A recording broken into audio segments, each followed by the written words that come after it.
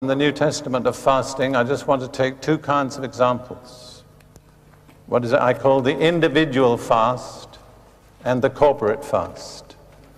And out in the ministry of Paul, in 2 Corinthians chapter 6, he gives a list of the ways in which he approved himself as a minister of Christ. In 2 Corinthians 6, verses 4 and 5.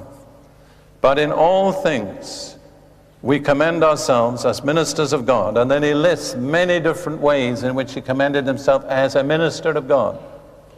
And he says this, in much patience, in tribulations, in needs, in distresses, in stripes, in imprisonments, in tumults, in labors, in sleeplessness, in fastings. So Paul says, one of the ways that I proved that I was a minister of Christ was by fasting. And then in the same epistle, chapter 11, verses 23 and 27, he gives a somewhat similar list. He says, are they ministers of Christ? I speak as a fool, I am more. And then he gives a whole list of ways in which he proved he was a minister of Christ. And in verse 27, this is part of the list. In weariness and toil, in sleeplessness often, in hunger and thirst, in fastings often, in cold and nakedness. So he says, I fasted often. And notice he says, hunger and thirst is one thing, fasting is another. Hunger and thirst is when you can't eat because you don't have anything to eat. Fasting is when you could eat, but you deny yourself. That was one of the ways that Paul proved himself as a minister of Christ. And I believe Christ's ministers should prove themselves that way today. I've spoken about my own experience, but I'll just mention this. After all, it's not much use preaching if you don't practice it. When I was saved, I had been a nominal Christian.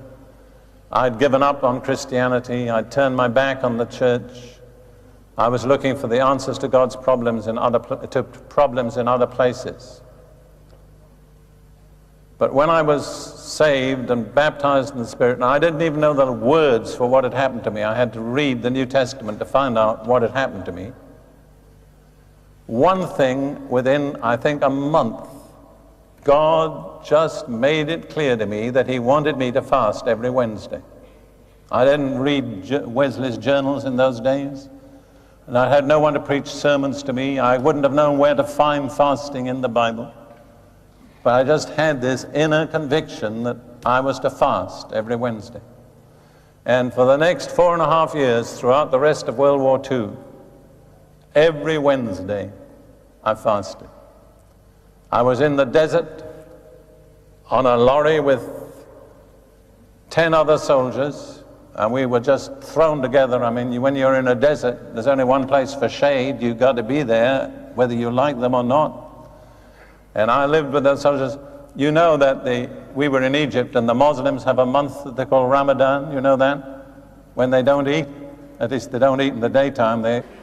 My fellow soldiers called Wednesday Ramadan, because you can't fast in secret when you're just living with people continually all the time. I mean, you never can get away from it.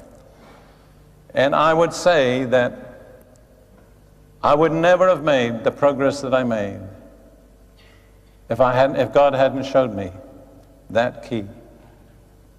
There have been times, I remember in Kenya when I was there in educational work, I said to myself, I'm too busy to fast. Got too much to do. So for a few weeks I didn't fast. The results were so disastrous that I decided I could never be too busy to fast. I'm talking about something that I've experienced, understand?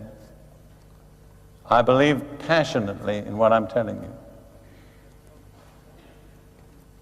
Let's talk about corporate fasting in the New Testament.